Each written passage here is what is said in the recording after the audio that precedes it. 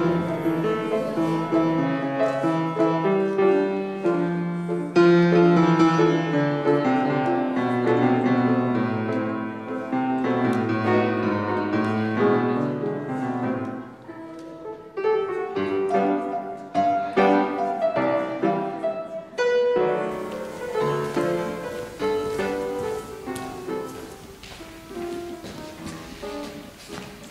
за вашето внимание.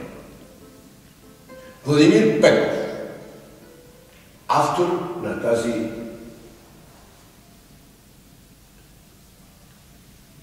изключителна изложба.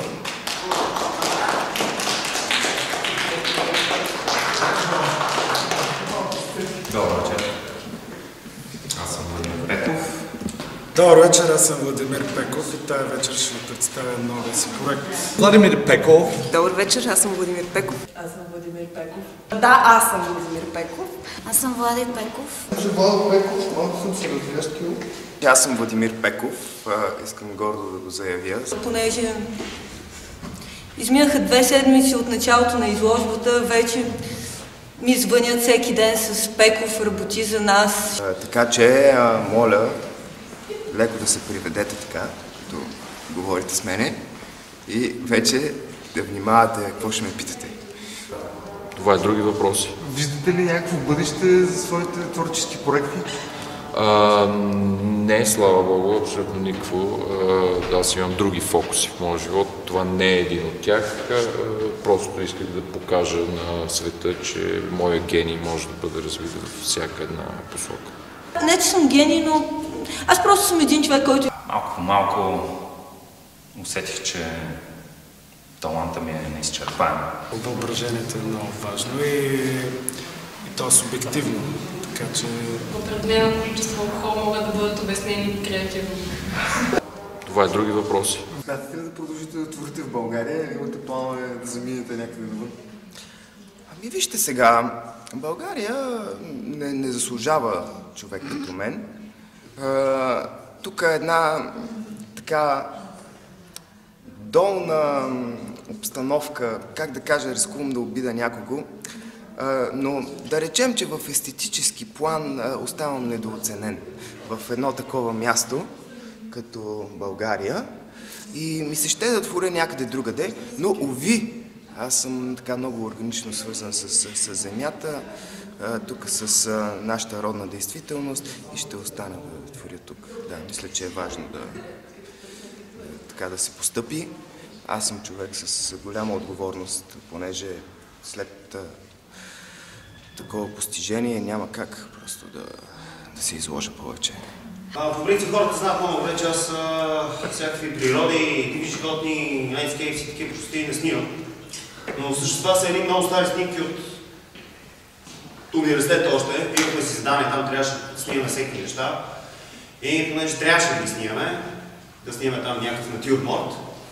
И съответно, ето това е общо взето резултата. Това са снимки от студентските години. От тогава не снимам такива неща, не са ми интересни. По-интересното в цялата работа е, че тези цветя всъщност са мои лични цветя. Подарък са ми от една бивша моя приятелка. Тя тогава в студентските години бяхме много романтика, любов, много силна връзка имахме. Обаче тя ме напусна, защото не бях обръщал достатъчно внимание, не съм ми бил подарял цветя, романтика не си ми дал и така нататък. Бил съм мислил само за секс.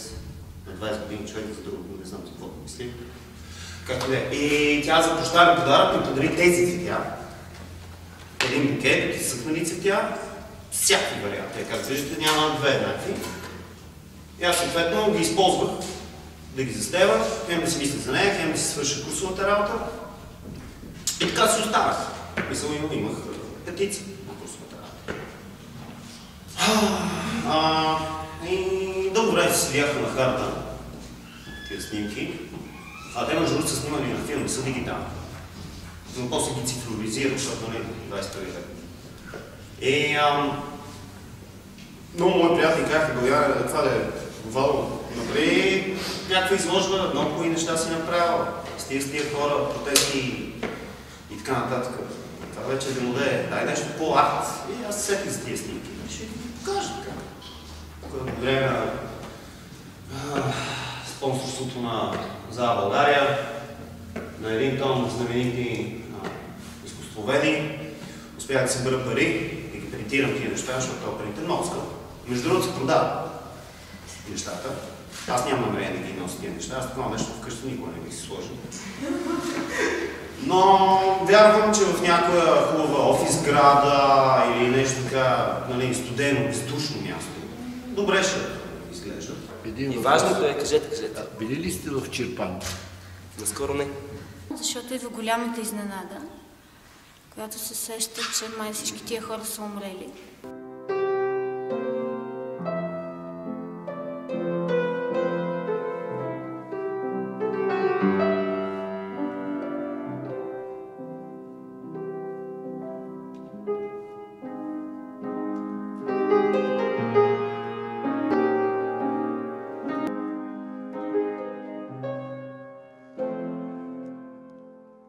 Владимир Пеков е каквото си иска. Той не може да бъде облечен в смъртна опаковка.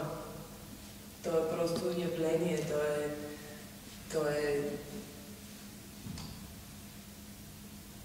той е всичко около нас. Аз съм Владо Пеков, ако не сте разбрали. И това е моята изложба. Цветя. Цветничко. Благодаря ви.